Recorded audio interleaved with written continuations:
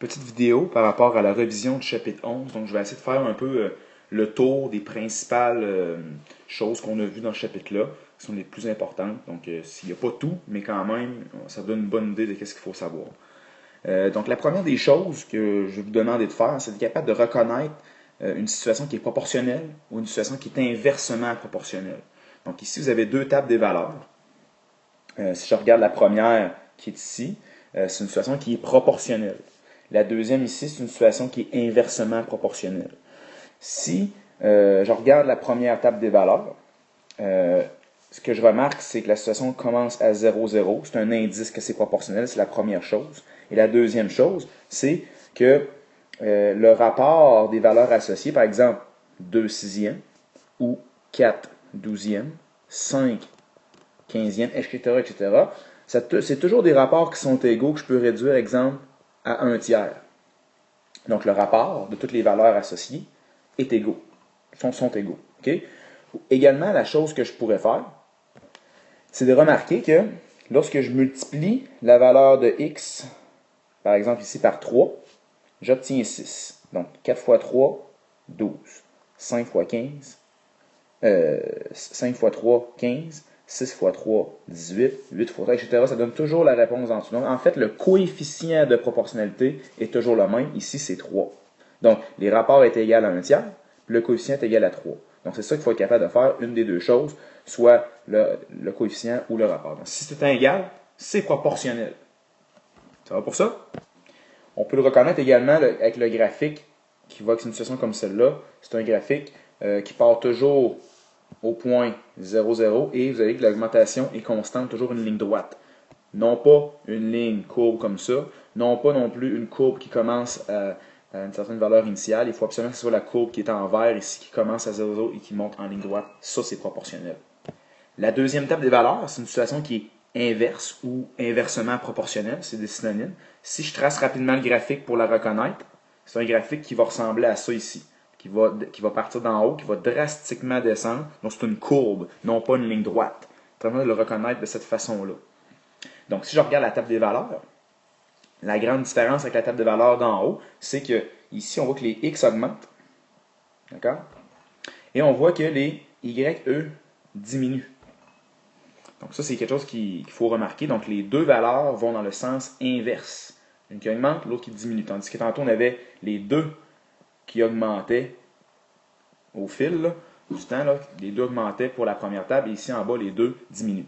Une autre particularité de la situation inversement proportionnelle, c'est que quand je regarde le produit des valeurs associées, donc les valeurs associées, c'est les deux variables qui sont toujours ici comme ça, le produit va toujours être constant. Par exemple, je regarde celle-là, je fais 1 fois 72, ça donne 72. 2 fois 36, 72. 4 fois 18, 72, 5 fois 14,4, etc., etc., ça donne toujours 72. C'est le truc pour voir si c'est proportionnel ou non. Inversement proportionnel ou non. Si c'est ni l'un ni l'autre, si c'est pas proportionnel, si c'est pas inversement proportionnel, on appelle ça autre type. Ils ont un nom, mais on va le voir, vous allez le voir plus tard en secondaire 3, 4 et 5. Donc, ces deux situations-là, il faut être capable de les reconnaître. Il faut être capable également de remplir une table des valeurs avec des données manquantes, avec les techniques qu'on a vues. Donc, en sachant qu'on a toujours le coefficient ici en haut qui est toujours le même, en sachant que le produit de valeur C est toujours le même, on est capable de remplir une table des valeurs, on est capable également de faire un graphique. Autre petit point, il faut être capable d'évaluer si les situations peuvent se résoudre à l'aide d'une proportion. Laissez-moi vous montrer un exemple. Cet exemple-là ici, une élève qui étudie 30 minutes par jour a obtenu une moyenne de 72% lors d'un examen. Quelle sera sa moyenne si elle étudie 45 minutes par jour? Donc ici, il faut faire attention, c'est aucunement une situation qui est proportionnelle ici. Okay? Donc on ne peut pas, plus qu'on étudie, ce n'est pas nécessairement proportionnel à sa note. Donc c'est pas si j'étudie 15 minutes de plus que je vais prendre, par exemple, 36% de notes de plus. Okay? Il faut faire attention, si on est capable de résoudre avec une proportion, on le fait, sinon, on ne peut pas le faire. D'accord? Je vous donne un exemple de qu'est-ce qu'on peut faire dans une situation qui est proportionnelle. Il faut 25 minutes pour parcourir 4,3 km d'un sentier pédestre en montagne. Si la longueur totale du sentier est de 22,1 km, combien de temps faudra-t-il prévoir pour le parcourir en entier? Ça, c'est une chose qui est proportionnelle. Plus tu vas marcher longtemps, plus tu vas franchir de distance. D'accord? Avec une vitesse, bien sûr, constante. Donc ici, si on établit la proportion, toujours marquer les unités. Donc ça prend 25 minutes pour parcourir 4,3 km. Nous, on est intéressé à savoir, bon, si mon sentier en a 22,1 km, je suis intéressé à chercher ici l'heure de X, qui est le temps que ça va me prendre pour faire ça. Donc ici, je peux utiliser le produit croisé pour le faire. Produit croisé. Donc 22,1 fois 25 divisé par 4,3. Ce qui va me faire ici une réponse de 128,49. Si j'arrondis, ça va être environ égal. OK? Ça n'arrive pas juste. Donc, 128,49 minutes pour franchir les 22,1 km. Donc, un problème comme ça, c'est proportionnel. On peut utiliser une proportion pour résoudre ce genre de problème. Il faut être capable de faire ça dans n'importe quelle situation. Faites attention, par contre, aux unités. Ici, c'était facile parce que j'avais des kilomètres. J'avais des minutes ici, donc on cherchait des minutes là. Donc, il n'y avait pas de conversion à faire. Il faut être vigilant dans ces problèmes-là pour bien convertir. Et dans les proportions, il faut utiliser toujours les mêmes unités pour chacune des étages. D'accord?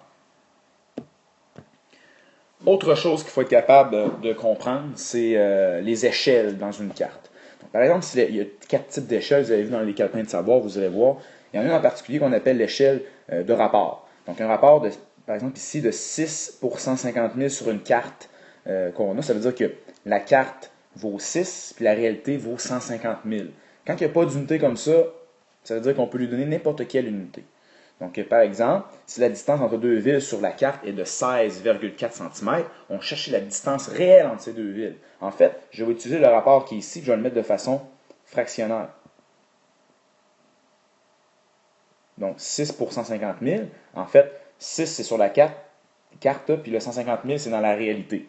Donc, si sur la carte, j'ai quelque chose qui mesure 16,4 cm, je vais être capable, avec une proportion ici, de trouver qu'est-ce que ça vaut dans la vraie vie. Okay? Si je parle des centimètres en haut, je vais obtenir des centimètres en bas. Si j'avais mis une mesure, exemple, en mètres ici, j'aurais obtenu une mesure en mètres. Une mesure en kilomètres en haut, j'aurais une mesure en kilomètres en bas. Donc, ça dépend quelle unité qu'on prend. On décide de prendre des centimètres parce que c'est ça que le rhum nous donne. Ça va nous donner des centimètres en bas aussi. Donc, faisons le produit croisé ici. Donc, la carte, tout ce qui est par rapport à la carte est en haut, par rapport à la réalité en bas. Donc, 16,4 fois 150 000 divisé par 6. Ce qui va me donner ma réponse ici de 410 000 cm. Donc, c'est rare qu'on va dire que la distance entre deux villes est élevée en centimètres. Donc, si on ne demande pas précisément d'unité, on peut répondre 410 000 cm, brut comme ça. Si par contre on demande la réponse en kilomètres, bon, mais peut-être qu'il faut être capable de convertir ces unités-là en kilomètres. Donc, comment faire pour convertir ces unités-là en kilomètres? Donc ici, pour venir en kilomètres, je vais faire des divisions pour chacune des unités qu'il y a jusqu'au kilomètre, je vais diviser par 10. Donc, je vais tasser la virgule en fait, là, du nombre de places, là, on met une virgule ici comme ça, là, 410 000 cm. Donc je vais mettre ça en décimètres, en mètres, en décamètres, hectomètres et kilomètres. Donc la virgule va venir ici, donc ça va faire 4,1 km pour la distance entre les deux villes. Donc, ça, c'est si on demandait la réponse en kilomètres, sinon on aurait pu la laisser en centimètres. L'autre chose qu'il faut être habile, c'est dans le chapitre 11.4. Donc, vous êtes capable de trouver le rapport de mots ici entre deux figures. Vous avez un agrandissement, par exemple, ici. Donc, deux façons pour le trouver. Hein. La première façon, c'est de calculer, par exemple, le rapport des côtes homologues. Donc, je peux faire, exemple, A', B' sur AB. Ou bien je peux passer aussi par le centre de mots ici. Je peux faire PA' sur la mesure de PA ici. Donc les deux méthodes. Ça, c'est juste un petit rappel rapidement. Vous irez voir dans la capsule de le mot ici. Je vous montre vraiment bien comment faire ça. Donc le mot ici, il faut être capable d'en faire un petit peu pour l'examen. Dernière chose de chapitre, c'est la section 11.5. La section 11.5, ici, vous avez deux figures, par exemple. C'est des figures qui sont semblables. Donc, je regarde deux figures ici. On voit une a été agrandie, l'autre a été rétrécie, peu importe. On peut vous demander de trouver le rapport de similitude. Le rapport de similitude, c'est comme le rapport de mot ici. Pour la similitude, on va toujours mettre la figure image, la figure initiale. Donc, il faut trouver des rapports de côté homologues. Qu'est-ce que des côtés homologues? Ben, ici, par exemple, si j'ai la distance entre ces deux côtés-là et la distance entre ces deux côtés-là, je suis capable de faire un rapport avec ça, parce que ce sont les mêmes côtés, les côtés qui sont associés dans les deux figures. Ici, ça pourrait être, par exemple, 12 sur 3. Donc, mon rapport de similitude, ici, serait de 4, directement. 12 divisé par 3, ça fait 4. Donc, ça veut dire que la figure, les dimensions ont fait fois 4 ici. Ça va, c'est ça le rapport de similitude. Et en passant, c'est toujours l'image sur l'initiale. Ici, il n'y avait pas vraiment d'image initiale qui était dit dans le problème. Donc, quand j'ai la liberté de le faire, moi, je fais toujours la grosse image sur la petite. Fait que comme ça, je le vois toujours comme un agrandissement. C'est plus facile à visualiser. Donc, ça, c'est le rapport de similitude. Autre chose, après le rapport de similitude, il y a le rapport des aires. Donc, par exemple, si dans une situation comme celle-là, ici, je te donne directement le rapport de similitude, donc 3,3. Ça veut dire que les dimensions, donc le rayon, le périmètre, peu importe, toutes les unités de longueur vont faire ici fois 3,3. D'accord? La seule chose qui ne fera pas 3,3, ici, ça va être l'aire de la figure. L'aire ne varie pas comme la mesure des côtés, il faut faire attention. L'aire ici va faire non pas fois 3,3, mais bien fois 3,3 au carré. Donc, on se rappelle de ça ici. 3,3 au carré, ça donne 10,89. Donc, l'aire va faire fois 10,89. Donc, ça, il faut se rappeler de ça. Donc, le rapport des aires, c'est le rapport de similitude au carré. Donc, la réponse ici, si je voulais trouver l'aire de la grosse ellipse qu'il y a ici là, à droite, donc je ferais 27 cm fois 10,89, ça qui me donnerait directement ici 294,03 cm². Donc, se rappeler de ça, le rapport de similitude et le rapport des aires, ce n'est pas la même chose. Donc, lorsqu'on parle d'air dans des figures semblables, il faut être vigilant, il faut bien utiliser soit le rapport des aires ou le rapport de similitude. Un problème comme celui-là, pour finir, pour terminer, vous avez deux figures qui sont semblables. Je connais le périmètre de la première ici, et je ne connais pas le périmètre de la deuxième.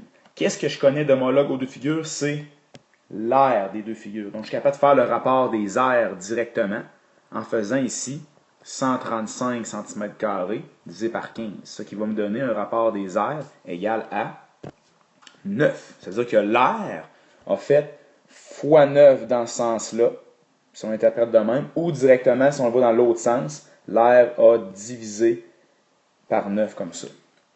Donc, ici, si je veux savoir le périmètre de la deuxième, en fait, le périmètre ne varie pas comme l'aire. Le périmètre varie comme les côtés. Donc, il faudrait trouver le rapport de similitude à partir du rapport des aires. Comment faire? Bien, vu que le rapport des aires, c'est le rapport de similitude au carré, mais le rapport de similitude, ça va être la racine carrée du rapport des aires.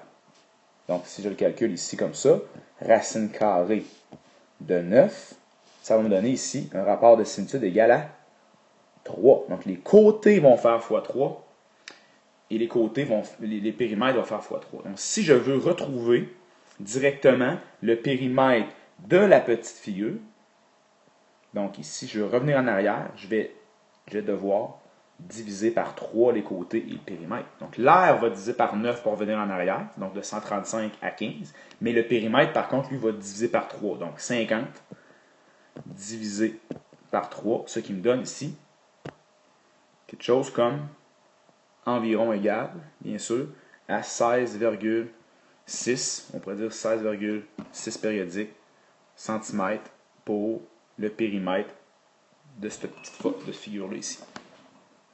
Donc, c'est ce qui met fin un petit peu à la revision du chapitre 11. J'ai vu plusieurs petites choses. Des fois, c'est peut-être que c'est loin ou c'est peut-être pas clair ce que j'ai expliqué, je n'ai pas assez dit, mais allez revoir d'autres vidéos ou d'autres problèmes dans vos devoirs que vous devez refaire. Ça va vous aider à aller chercher ce qui vous manque.